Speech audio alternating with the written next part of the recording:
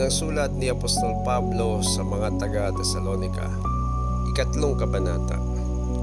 Nang hindi na kami makatiis, minabuti naming magpaiwan sa Atenas at suguin sa inyo si Timoteo na ating kapatid at kamanggagawa sa Diyos sa pangangaral ng magandang balita tungkol kay Kristo.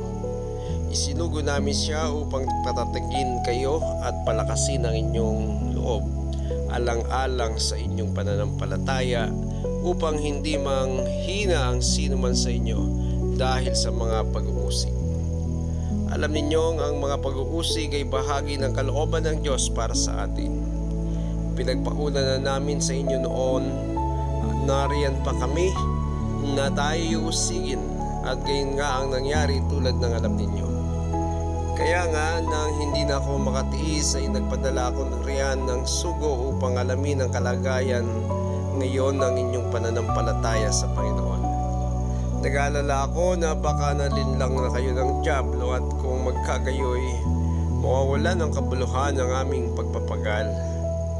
Ngayon ay nakabalik na rito si Timoteo at magandang balita niya tungkol sa inyong pananampalataya at pag-ibig.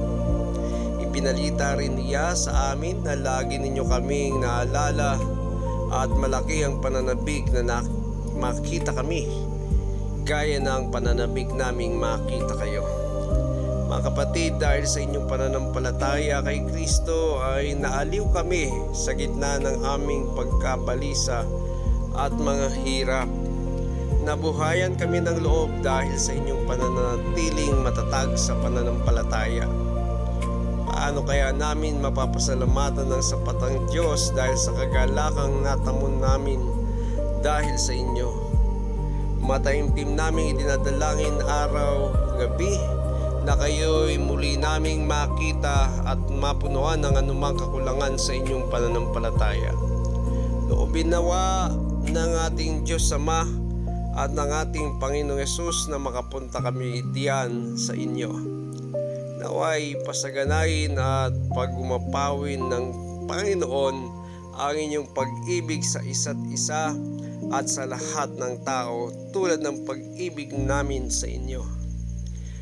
Palalakasin niya ang inyong loob upang kayo'y manatiling banal at walang kapintasan sa harap ng ating Diyos at Ama hanggang sa muling pagdating ng ating Panginoong Hesus kasama ang kanyang mga hinirang.